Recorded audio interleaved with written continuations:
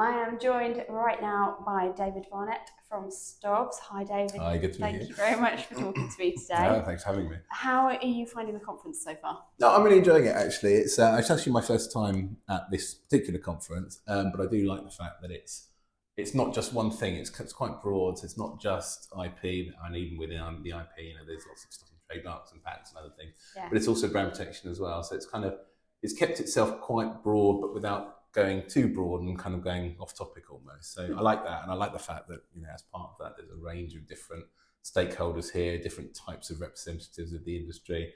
I think it's a really good mix, actually. I mean, it was really nice to have the opportunity to moderate a panel yesterday as well, and to sort of deal with. I mean, all the people I've kind of connected with previously as well, but really be able to get their insights on all of it. So no, I've enjoyed it. It's been good so far. Obviously, we've still got most of day 2 to go. Absolutely, yeah, brilliant. Thank you for being here. So we'll dive straight in with what do you think at the moment the biggest challenge is facing IP? I mean, it's a really open-ended question, and I don't think I could necessarily drill it down just to one thing. I think there's a few areas that I would pick up. I think AI is obviously the one thing that everyone is talking about. I think there's a lot of issues associated with it that are relevant to the industry. We talked in our roundtable yesterday about the risks associated with AI-generated threats, so fake videos, deep fakes, and so on. I do think also there is a big impact that AI has had in sort of more classic types of infringement. So I think from what I've seen, and I think some people's sort of opinions vary depending on what industry you're working in, but from what I've seen, AI has not so much changed the types of infringements that we're seeing, but it's actually just decreased the entry level for people being able to do it. You can use AI to very easily generate fake websites and those types of things. And I think also sort of more on the sort of pure IP side, there is issues associated with things like the AI production of infringing content. So there's all these kind of copyright cases going on in the news at the moment. So I think AI is obviously one big area. I think the second big area that I would mention is the fact that sort of looking on the online channels, which is obviously where I'm focused, there is a kind of increasing interconnection between the different channels that sort of historically you might have treated as separate and monitored separately. And I think with the new tech that's sort of coming in and has been coming in over the last few years, things like crypto, Web3, things like new domain name extensions, the new GTLD program that's kind of has been going, and there's a new phase coming in next year. The landscape is always evolving, and I think from a brand protection point of view, that brings with it a certain amount of additional difficulty in making sure that you're monitoring things holistically and covering everything you need to. I think the third issue I would sort of say is a really a long-standing thing. It's nothing new, and that's, I guess, what I would term enforcement compliance, which is more often than not when you report an infringement to a service provider like a registrar, some are not very compliant. There's not a lot of interest in taking things down, partly because they're making money from the bad actors as their customers as well as the legitimate people. So I think those are the three areas I think that are probably should be on the radar at the moment. If that makes sense. Yeah, absolutely. So what sort of conversations do you think we could be having in terms of dealing with these? Yeah, I mean, I think, again, it probably covers a few areas. I think from the brand protection service provider side, which is obviously where I've got experience, I think a big part of that is just kind of keeping awareness of what's going on and making sure that you are rolling out and continuing to develop solutions to deal with the types of sort of new threats as they emerge, making sure that your technology is able to sort of monitor it and you're finding all the right sorts of things. I think there's a big part of the solution that's to do with consumer education and understanding. We've had obviously various sessions on that throughout the event so far. Partly to do with raising awareness of the dangers of infringements, helping them know what they're looking for to avoid scams, but also, serving as brand advocates, actually really understanding that a lot of these infringements are a bad thing, and really, they should be on the side of the brand owners, and particularly if these are brands that they're big fans of, getting them involved in, saying, oh, we found this, we think it's a site selling counterfeits, this is something you should take down, sort of thing. I think also there's a big regulation piece, I think, which is relevant as well. And I think regulation takes a number of forms. I think I talked about non-compliance of service providers. There could potentially be better regulation in helping them sort of be more inclined to be cooperative with takedown requests. I think when it comes to new technology like AI, there's a big space of regulation there, making sure that content producers are protected, Yeah. and also things that could be done to help consumers identify what's real and what's not. So again, in the roundtable yesterday, we were talking about the ease and feasibility of labeling AI generated content as such, and really just helping kind of customers sort of understand what they're looking at and what they're dealing with. Absolutely. Yeah, I think awareness is probably Of course, yeah, so absolutely. important. It's absolutely key importance to everybody to know Yeah. when something is Absolutely, you need to know what you're dealing with to know sort of how you respond to that. So, Yeah. Do you see any other trends sort of on the rise for 2026? I think probably what the stuff that I've covered, I think are probably the main things on my radar. I think AI is going to continue to be a big thing. I think this concept of what we sometimes term crossover between areas of the internet that were maybe previously more disparate, particularly combined with the rise of new technologies, is going to be relevant. So again, as I say, Web3, crypto, new GTLDs.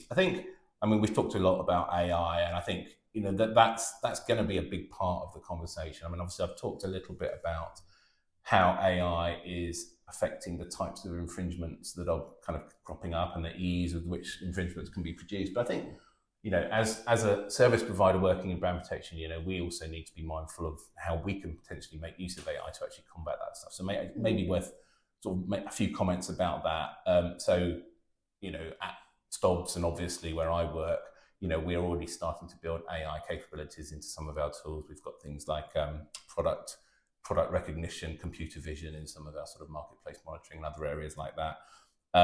We're starting to build in things like the ability to interrogate our tools and products with natural language. So rather than having to use kind of complex filtering processes, you can almost talk to the tools like a chatbot, essentially. I think that is always going to be really important for usability.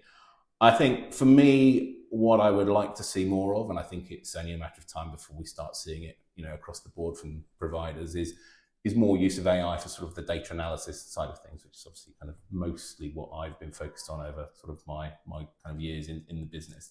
I should say, in full disclosure, I'm a bit of a skeptic generally about AI in terms of the breadth of use cases that we're currently seeing for it.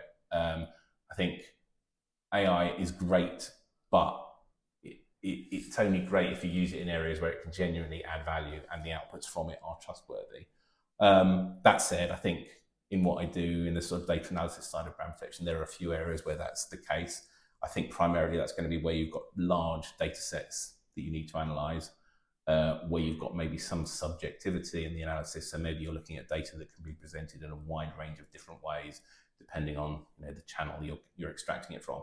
But I think crucially, AI is useful if you can easily verify the output as being kind of correct or trustworthy or not. Yeah. And I think having some understanding of what Gen AI is and how it works allows you to make a bit more of a kind of informed decision as to the areas in which it is genuinely a useful tool to be able to apply. And I think, and I've sort of recently been experimenting with some of these areas, and I think there is definite scope to use it in some of these brand protection data analysis areas. I think primarily there may be areas such as categorization, scoring, or ranking of results that you identify from brand protection.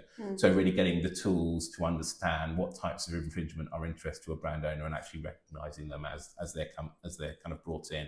And obviously with it, part of that is the ability to sort of train the tools and give them feedback. This is a good example. This is not a good example of the sort of thing we're looking for. I think the other area where there's some sort of big scope for it is kind of what I would broadly term a kind of scraping of data. So, for example, I mean, scraping, when we talked about it historically, we would often be talking in terms of marketplace listings where you need to pull out price, seller, quantity information. Historically, that would have always been done sort of a bit more deterministically. You know what marketplaces you're looking at, you know how the web pages are presented, so you can tell your tool where to look on the page to pull out that information. But I think increasingly we're looking more at free-form data. So the tools need to learn how to recognize what you're looking for themselves. And once you're able to pull out that data, you can do all sorts of things with it. So you get the ability to cluster results together based on common features. And that helps you do all sorts of things like being able to do takedowns in bulk. So sort of building efficiency into the enforcement process, sort of demonstrating bad faith activity by kind of serial infringers, identifying key targets and so on. So I think we're going to see a lot more AI use, but I think for me, the key is using it in a smart and sensible way, in ways where the inherent sort of unpredictability almost of what AI can do is less of an issue, and you're able to verify what it's doing. Mm-hmm. That makes sense. Yeah. Absolutely, yeah, makes sense completely. And I know you've already spoken about the conference earlier, but do you have one particular favourite thing? I don't think I do. I think it's like I say. I think what I've appreciated is sort of the range of different issues that the conference has talked about, whilst not going sort of off topic, if you like. It's nice that it doesn't just cover one part of IP, but there's sort of intersection between brand protection and IP considerations. And I think, part of that is the sort of range of stakeholders that it's brought in, people from different types of companies. So we've got sort of industry observers, we've got brand owners, we've got providers, and they're all kind of pooling ideas. I think it's been really nice as well that we don't just have one type of way in which the presentations have been done. We've had sort of speaker presentations, we've had chats, we've had panel discussions, we've had roundtables, which I think was really nice, because then you've got people talking about a particular issue that they're interested in, and a real sort of forum to be able to sort of pool ideas. So I think it's been really great. Obviously nice to be here in central London as well. So no, I've enjoyed it and hope to do it again. Fantastic. Well, thank you very much. No, thank you for having me. Good.